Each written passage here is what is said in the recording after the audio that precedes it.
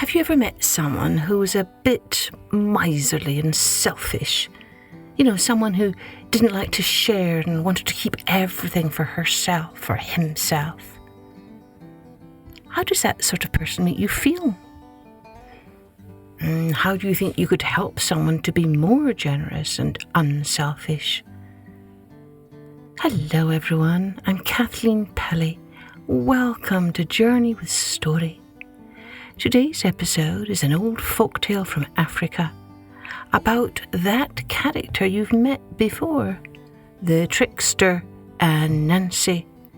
And in this story, he does something very, very selfish and greedy. But as you will discover, he ends up having to pay a heavy price for his greed. Announcement time. Everyone gather round, mums and dads too, please. Are you ready? Okay. Now, since this month is back to school time for many, many, many of you, and of course, since a lot of you are now going to be back in the classroom in person after being away for such a long time online, this is a very exciting time for you. I know I've been hearing from a lot of teachers and a lot of parents and a lot of students that they can't wait to get back into school and see all their friends in person. So, to celebrate all of our students and teachers, we are offering a very special, free 30-minute Zoom author's visit to one teacher and her class from me. I will do a presentation to students about writing, reading, telling and listening to stories and why that is so important in our lives. And I can also include a reading of one of my published books. So, to be entered into a drawing for a chance to win this special Zoom visit for your class, look at the episode notes and you'll see all the details there. Oh, a big thank you to all of our listeners who have been rating and reviewing this podcast. Let's take a journey with Thunder and Anansi. There had been a long and severe famine in the land where Anansi lived. He had been quite unable to obtain food for his poor wife and family. One day, gazing desperately out to sea, he saw, arising from the midst of the water, a tiny island with a tall palm tree upon it. He decided to try and reach this tree by any means possible and climb it, in the hope of finding a few nuts to reward him. But how to get there was the difficulty. However, when he reached the beach, he found his answer, for there he discovered an old broken boat. It certainly did not look very strong, but still, Anansi thought he would try his luck. His first 6 attempts were unsuccessful. A great wave dashed him back on the beach each time he tried to put off into the water. But Anansi persevered. He did not give up. And finally, on his 7th attempt, he succeeded in setting off into the water. When he reached the palm tree, he tied the boat to its trunk that grew almost straight out of the water, and then he climbed up toward the nuts. Plucking all he could reach, he dropped them one by one down into the boat. To his dismay, everyone missed the boat and fell instead into the water until only the last one remained. This he aimed even more carefully than the others. But it also fell into the water and disappeared from his hungry eyes. He had not tasted even one, and now they were all gone. He could not bear the thought of going home empty-handed, so in his despair, he threw himself into the water too. To his complete astonishment, instead of being drowned, he found himself standing on the sea bottom in front of a pretty little cottage. An old man stepped out of the door and asked Anansi what he wanted so badly that he had to come to Thunder's cottage to seek it. Anansi told his tale of woe, and Thunder listened, nodding and smiling and saying how sorry he was to hear of all Anansi's troubles. Then he went back into the cottage and fetched a fine cooking pot, which he presented to Anansi, saying, "Now you need never be hungry again, for this pot is a magic pot and will always give you enough food to feed you and all your family." Anansi could barely believe his good fortune, and he thanked the old man profusely before setting off for home. Once inside the boat, Anansi could not wait to try out this magic pot. "Pot, pot, what you used to do for your master, do now for me." And lo and behold, a huge feast appeared before him. Anansi gobbled it all up, and then set off for his home.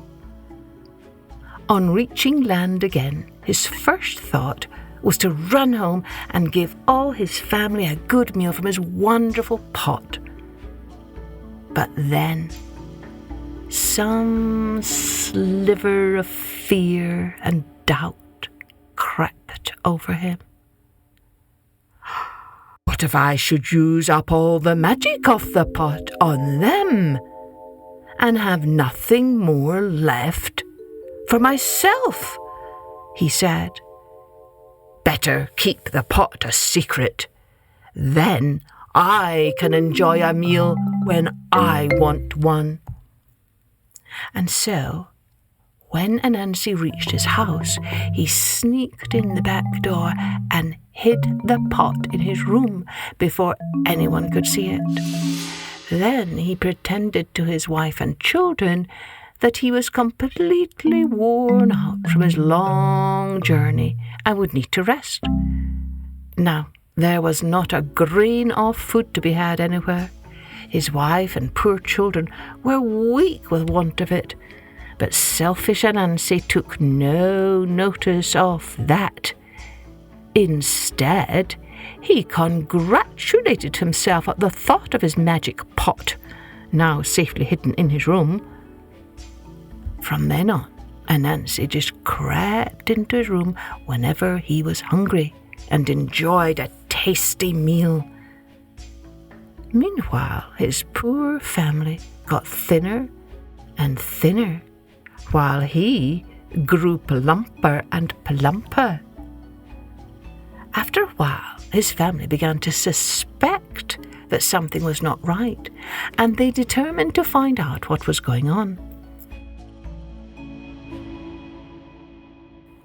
Now, the eldest son, Sin, had the power of changing himself into any shape he chose. So, he took the form of a tiny fly and accompanied his father everywhere. At last, Anansi, feeling hungry, entered his room and closed the door. Next, he took the pot and had a fine meal. Having replaced the pot in its hiding place, he went out, pretending to look for food. As soon as he was safely out of sight, Sin fetched out the pot and called all his hungry family to come at once. They had a good meal, as good a meal as their father had had, and when they had finished, Mrs. Anansi, to punish her husband, said she would take the pot down to the village and give everybody a meal.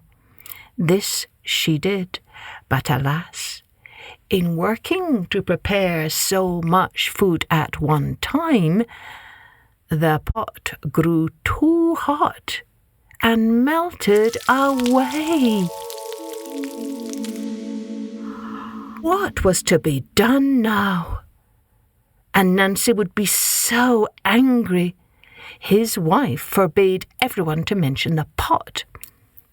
In a little while, Anansi returned ready for his supper, and, as usual, went into his room, carefully shutting the door. He went to the hiding place.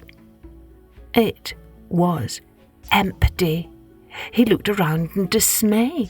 No pot was to be seen anywhere. Someone must have discovered it. His family must be the culprits.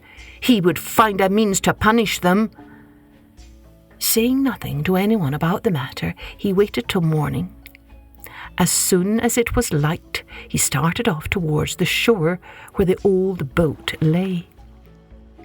Getting into the boat, it started of its own accord and glided swiftly over the water, straight for the palm tree. Anansi attached the boat as before and climbed the tree. This time, unlike the last time, the nuts almost fell into his hands. When he aimed them at the boat, they easily fell into it, not one as before, dropping into the water. He deliberately took them and threw them overboard, immediately jumping after them. As before, he found himself in front of Thunder's cottage, with Thunder waiting to hear his tale. This he told. The old man nodded and listened as before, saying how sorry he was to hear of Anansi's troubles. This time, however, he presented Anansi with a fine stick and told him, "Do not worry. This is a magic stick, and it will give you just what you need." Again, Anansi thanked the old man profusely and went on his way. He could scarcely wait till he got into the boat, so anxious was he to try the magic properties of his new gift. "Stick, stick," he said, "what you used to do for your master, do for me also." And at once the stick began to beat him so severely that in a few minutes he was forced to jump into the water and swim ashore, leaving the boat and the stick to drift away where they pleased. Then he returned homeward, bemoaning his many bruises and wishing he had acted more wisely from the very beginning.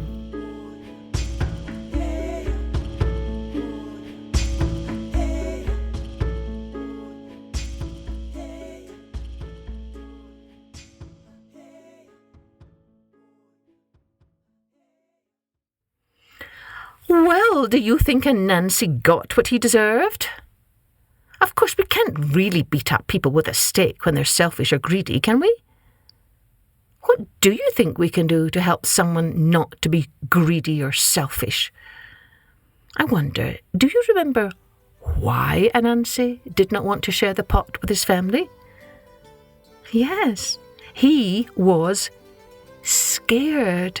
He was scared that it would run out of food and he would have nothing left for himself. Being scared and afraid can sometimes make us act meanly or selfishly. So perhaps the best way to turn a greedy person into a generous person is to help them not be afraid. Might be a good topic of conversation for you and your friends and family. Cheerio then. Join me next time for Journey with Story.